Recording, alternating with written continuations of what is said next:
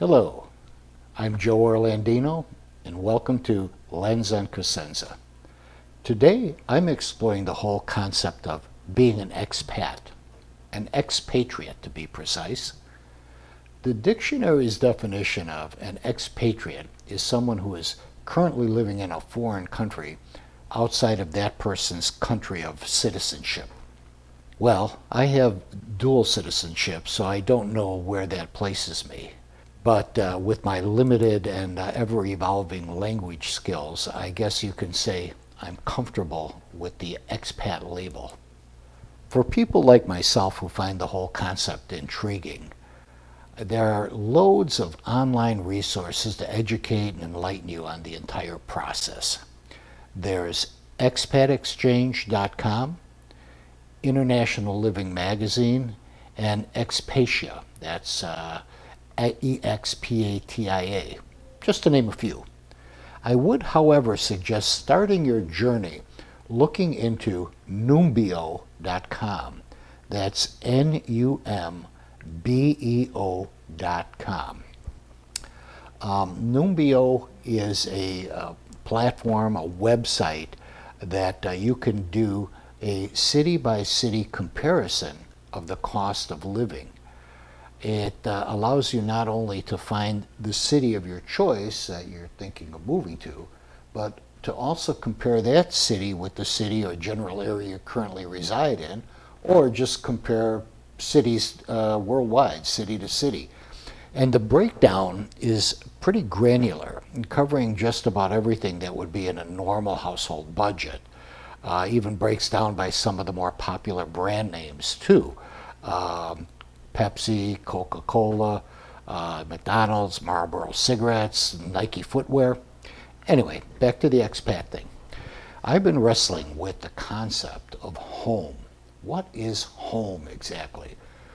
At what point does home stop being the place where you grew up?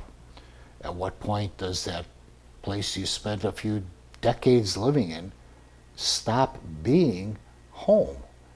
And when does home start being the place where you've made your new life, where you've moved to this new country, this new city, this new culture? It's something that I've really thought about. I've often heard the term, home is where the heart is. I never really understood that phrase until it dawned on me that after about 30 trips to southern Italy, that's where my heart was. One of my favorite authors and marketing gurus, Seth Godin, put it this way. He said, instead of wondering when and where your next vacation is, maybe you should set up a life you don't need to escape from. Here's another quote to ponder.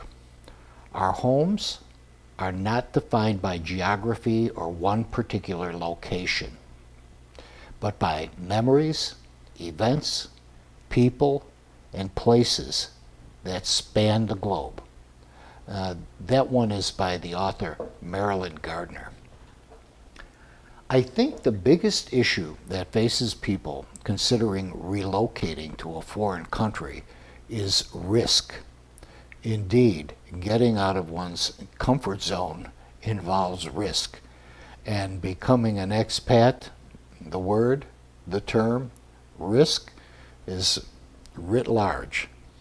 However, it's been said the most dangerous risk of all is the risk of spending your life not doing what you want, on the assumption that you could buy yourself the time, finances, or freedom to do it later.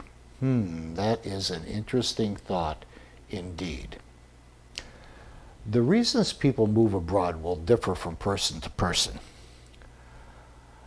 My research into this has shown me there are 5 general motivating factors that play into the decision. Employment, you're assigned a new position in a foreign country, or your significant other is. Studies or education, expanding one's horizons on different cultures, finding a better life, and the last one, the weather. these different expat types and the reasons behind their decisions may be broken down even further. There's a comprehensive psychographic breakdown of the motivating factors to move abroad that can be seen on a website called Statista.com. That's Statista.com. Statista.com. They have a simple chart ranking the 20 reasons why people choose to relocate. If you want to see the chart itself, I shortened the web address to, you ready? bit.ly/yexpat. That's bit.ly/yexpat.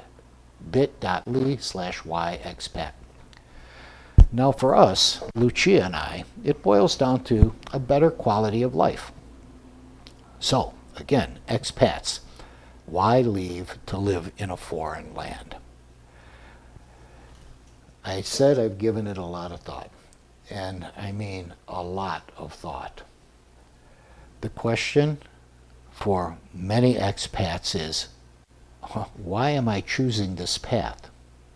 Well, do you actually choose the path, or does the path choose you?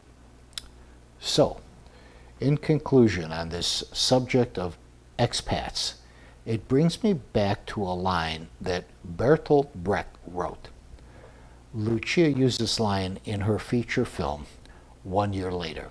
So I'll lift it here to maybe shed a bit of light on why one would make a move like this.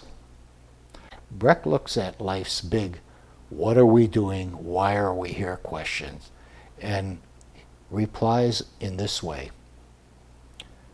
This, you ask, do not wait for a response other than your own. Thanks for joining me. Tune in next week where I get into the paperwork involved with moving to another country. This one may blow your mind. Again, thanks for joining me. Hope to see you next week.